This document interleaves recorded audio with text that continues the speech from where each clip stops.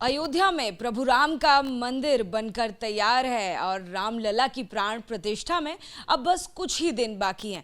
ऐसे में अयोध्या आएंगे आप तो कैसे आप आएंगे? क्या कुछ परेशानी आपको हो सकती है? क्या सावधानियां आपको लेनी पड़ेंगी? ऐसी तमाम जानकारियां बताने के लिए इस वक्त मेरे साथ में जुड़ गई हैं Ayodhya regional transport officer Ritu Singh ji. आइए उनसे बात करते हैं और तमाम जानकारियां उनसे लेकर आप तक पहुंचाते हैं। मैम, अयोध्या में सबसे ज़्यादा जो पूरी दुनिया है उनकी नज़र इस वक्त बनी हुई है, सारी दुनिया देख रही है, आना चाहती है अयोध्या, लेकिन इंतज़ाम ऐसे में कितने इफ़ेक्ट हो सकते हैं? आने जाने के लिए क्या कुछ सुविधाएं आपने की हैं? देखिए, हमारा पूरा ध्यान है इस चीज़ पर कि प्राण प्रतिष्ठा का जो कार्यक्रम है ये इसमें हम लोग एक उत्कृष्ट परिवहन सेवा दे सकें, जिससे कि जो देश विदेश से लोग आ रहे हैं उनको कोई परेशानी ना हो और सबको एक सुचारू यातायात व्यवस्था, परिवहन व्यवस्था मिल सके।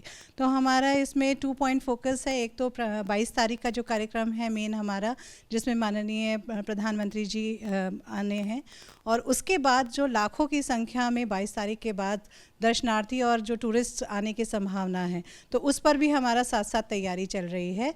और इसके लिए हमने सबसे पहले तो मेरा चालक मेरा मान एक अभियान हमने शुरू किया है ड्राइवर्स को ग्रूम करने के लिए, जिससे कि वो लोग ऐसा उत्कृष्ट उदाहरण पेश करें अपने संस्कार से, अपना कि मतलब अभिवादन कर रहे हैं और एक बहुत अच्छा व्यवहार करें जो भी यात्री उनकी गाड़ियों में सवारी करें, जिससे सुंदर छवि लेकर यहाँ से लोग अयोध्या की जाएं।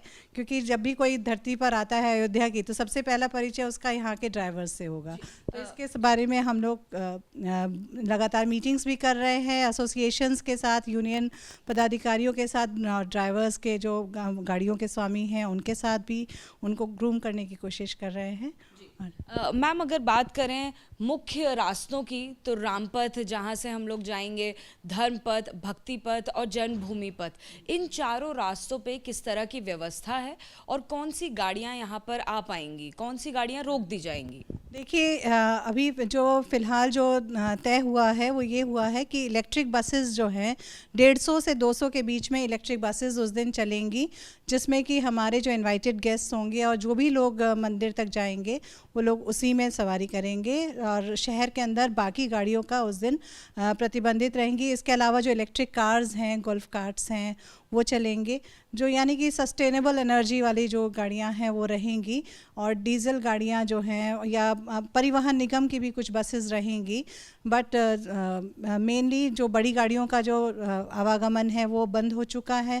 जो गुड्स व्हीकल्स हैं जो लखनऊ से आने वाले, या हमारे 5 अलग अलग जो मुख्य मार्ग हैं अयोध्या के कनेक्टिंग रूट्स, उन पे बड़ी गाड़ियों का आवागमन बंद हो चुका है। 19 के बाद बड़ी गाड़ी यानी ट्रक्स वगैरह बंद हो गए हैं, लेकिन ये जो इलेक्ट्रिक बसेस हैं वो चलती रहेंगी। हाँ जी, इलेक्ट्रिक बसेस जो हैं शहर में वही चलेंगी। इसके अलावा जो हमारे मुख्य मुख्य मार्ग हैं, कनेक्टिंग रूट्स हैं, जैसे कि बाराबंकी, लखनऊ से आने वाले, अंबेडकर से आने वाले, सुल्तानपुर और रायबरेली, जितने भी इस तरह के रूट्स हैं हमारे हाईवेज़, उन पे इंटरसेप्टर्स लगाए गए हैं जो कि मॉनिटरिंग भी कर रहे हैं और चेकिंग भी कर रहे हैं कि ओवर स्पीडिंग या ड्रंकन ड्राइविंग तो नहीं हो रही है। साथ ही जो भी गाड़ियां हैं उनका पूरा की सहूलियत से सारी गाड़ियों का सुचारू आवागमन हो सके, इसके लिए बहुत सारे अन्य ज़िलों से भी ऑफिसर्स लगाए गए हैं। परिवहन निगम का एक बड़ा बेड़ा तैयार है, 933 बसें हैं उसमें, और जैसे भी ज़िला प्रशासन से हम लोग लगातार कोऑर्डिनेशन में हैं, अन्य ज़िलों के जो अधिकारी हैं उनसे भी कोऑर्डिनेशन में है। जैसी डिमांड होगी और जैसा निर्देश होगा, शासन का दिशा निर्देश होंगे, उस पर कार्य किया जा रहा है। अगर बात करें जहाँ से राम मंदिर के लिए, प्रभु राम के मंदिर के लिए एंट्री होती है, उन रास्तों पर हमने देखा है कि अभी भी बहुत ज़्यादा सिक्योरिटी वगैरह हो रही है। ऐसे में आने वाले दिनों में और सिक्योरिटी बढ़ती भी जाएगी, जहाँ पर संख्या वीवीआईपीज़ की भी ज़्यादा बढ़ेगी, और भी जो लोग हैं जो तमाम आना चाहते हैं उनकी भी संख्या बढ़ेगी। तो उसको लेकर क्या कोई ख़ास इंतज़ामात किए गए हैं? देखिए, जो सिक्योरिटी है वो तो पूरी तरह से पुलिस और ज़िला प्रशासन का मुद्दा है, तो इस पर वही पूरी तरह से प्रकाश डाल सकते हैं। अगर बात करें ट्रांसपोर्ट की, तो वहाँ से केवल सस्टेनेबल एनर्जी वाले ही ट्रांसपोर्ट चलेंगे? क्या उसमें वैसे भी ट्रांसपोर्ट रहेंगे जो सीएनजी की जिनकी गाड़ियाँ हैं, जिनमें सिलेंडर्स लगे हुए हैं, क्या वो जा सकते हैं वहाँ से? हाँ, सीएनजी की जो गाड़ियाँ हैं, जैसे ऑटो टेम्पो हैं सीएनजी के, या ई रिक्शाज हैं, वो सब अलाउड होंगे। और इसकी जो और बारीकी से जो भी प्लान हैं वो ट्रैफिक और पुलिस डिपार्टमेंट के साथ मिलकर वो बनाया जाएगा, जैसे भी उस दिन की आवश्यकता होगी।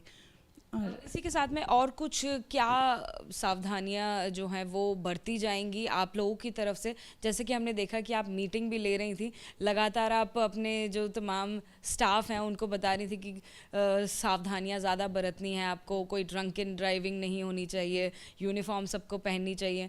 तो वो ऐसी क्या खास मुख्य बातें आपने 22 तारीख को लेकर उन्हें बताई है कि सजावट भी है उसमें मुख्य बात में बताई है आपने?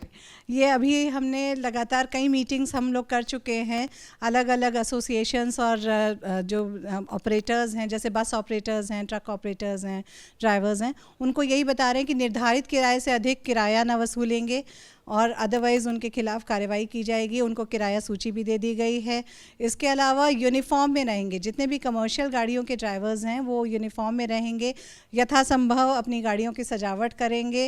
वो उनके ऊपर उनके डिस्क्रिप्शन पे छोड़ दिया है कि अपने जो यात्रीगण हैं उनको कभी भी कोई अगर दिक्कत आती है तो टोल फ्री नंबर पे उसको हेल्प करेंगे। गाड़ी अगर ख़राब हो जाती है तो टोल प्लाज़ा के हेल्पलाइन नंबर पे कॉल कर सकते हैं, तो क्रेन्स आकर तुरंत उस गाड़ी को रिमूव करेंगी। और गाड़ी कहीं भी जाम की सूरत ना बने, इसको पूरी तरह से इंश्योर किया जा रहा है। कहीं जाम ना हो, कहीं कोई एक्सीडेंट ना हो। इन केस अगर कोई एक्सीडेंट हो भी जाता है तो हमने बताया कि भाई बिना डरे बिना हिचके गोल्डन आवर में आप घायल को, दुर्घटना पीड़ित को फर्स्ट एड दिलवाएं। इस चीज़ को ज़्यादा हमने डीलर्स के साथ भी बैठक की है, क्योंकि डीलर्स के यहाँ भी बहुत सारे लोग गाड़ी खरीदने आते हैं। और इसके अलावा एक बहुत ही हमारा रेवोल्यूशनरी स्टेप है जो कि माननीय मुख्यमंत्री जी के दिशा निर्देश में अभी हुआ है कि हमारा जो driving training and testing institute Ayodhya है, DTTI, वो पूरी तरह से ऑटोमेशन उसका हो रहा है। और हमें पूरा विश्वास है कि ये हम 22 तारीख से पूर्व इसका जो ऑटोमेशन का कार्य है ये पूरा हो जाएगा। इसमें यह है कि ड्राइविंग टेस्ट जो है वो सेंसर्स और कैमरों की निगरानी में होगा। तो सेंसर बताएंगे कि कहाँ जो अभ्यर्थी है ड्राइविंग लाइसेंस का, उसने कहाँ गलती करी, और उतने नंबर उसके कटते जाएंगे।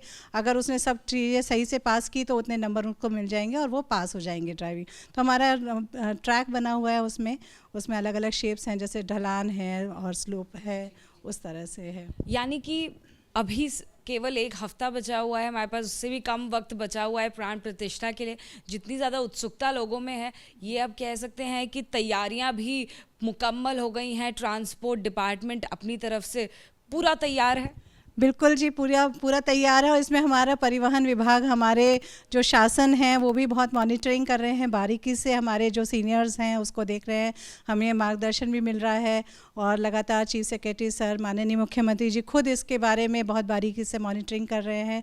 तो माननीय प्रधानमंत्री जी की जैसी मंशा थी, तो उस तरह से हम लोगों ने पूरा एक सेटअप तैयार किया है कि कहीं पर भी किसी को कोई असुविधा ना हो, और कोई ऐसा सड़क सुरक्षा और यातायात नियमों का सब लोग पालन करें।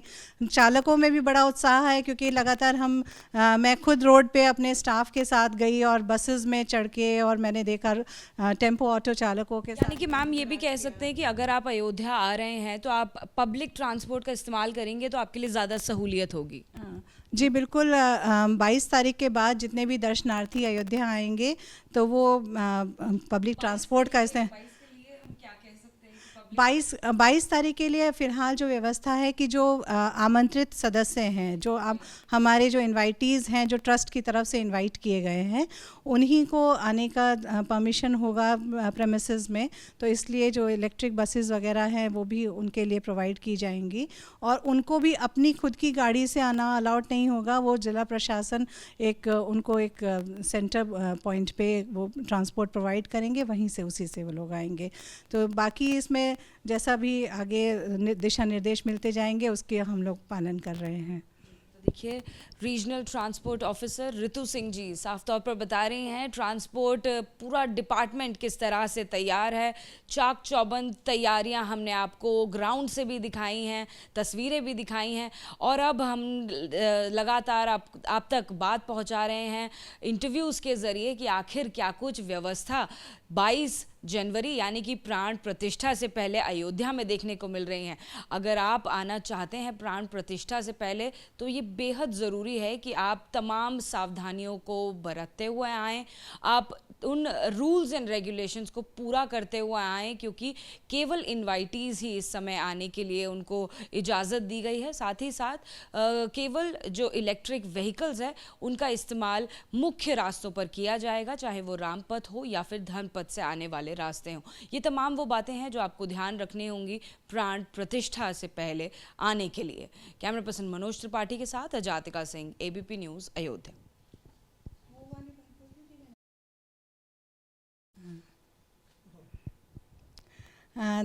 देखिए, प्राण प्रतिष्ठा वाला जो कार्यक्रम है तो उसके नाते शहर में बहुत ज़्यादा कंजेशन ना हो और शहर की कैपेसिटी के अनुसार ही लोग रहें, तो उसके लिए 14-15 से बड़ी गाड़ियां जैसे गुड्स व्हीकल्स हैं उनका असेंशियल गुड्स के अलावा वो प्रतिबंधित कर दी गई हैं आना अयोध्या में। और 19-20 तारीख से जो इनवाइटेड गेस्ट्स हैं केवल उन्हीं की गाड़ियाँ यहाँ पर आ पाएंगी अयोध्या में, जो पास होल्डर्स हैं केवल उन्हीं की गाड़ियाँ आ पाएंगी। तो जो बाकी दर्शनार्थी हैं वो 22 तारीख के बाद ही यहाँ पर आएँ तो उनको बहुत सुविधा रहेगी। उससे पहले अगर आते हैं तो थोड़ा सा उनको आवागमन में दिक्कत आएगी और अलाउड नहीं होगा जगह जगह, तो इस वजह से वो इस बात का ध्यान रखेंगे। यानी मैम 19 तारीख जो आप बता रहे हैं उसमें कौन कौन से रास्ते जो हैं वो उस पर इम्पैक्ट रहेगा या कहीं बाधित हो सकते हैं? जो भी हमारे 5 मुख्य मार्ग हैं जो अन्य शहरों से जोड़ रहे हैं अयोध्या को, तो ये उन पर लागू होगा। हाँ जी, और इसके लिए हमारे इंटरसेप्टर्स भी लगाए गए हैं, दूसरे ज़िलों के इंटरसेप्टर्स भी हैं जिसमें कि अधिकारी तैनात किए जाएंगे जो कि इस पूरे उसको मॉनिटर भी करेंगे और साथ में ओवर स्पीडिंग और ड्रंकन ड्राइविंग या फिर ओवरलोडिंग है तो ऐसी चीज़ों पर वो लोग चालान की कार्रवाई भी करेंगे। इसके अलावा हम लोग मीटिंग्स में और जनसंपर्क करके लगातार बता भी रहे हैं कि जो भी नियम अगर कोई तोड़ता है तो उनके विरुद्ध भी कड़ी कार्रवाई की जाएगी। इस वक्त ये जो समय है ये है कि हम अयोध्या को अपने विश्व पटल पर इस तरह से चमकाएं कि सब लोग एक बहुत सुंदर छवि लेकर जाएं। तो मेरी अपील है अयोध्या आने वाले प्रत्येक व्यक्ति से कि वो सड़क सुरक्षा और यातायात नियमों का पालन करें और खुद भी सुरक्षित रहें, दूसरों को भी सुरक्षित रखें।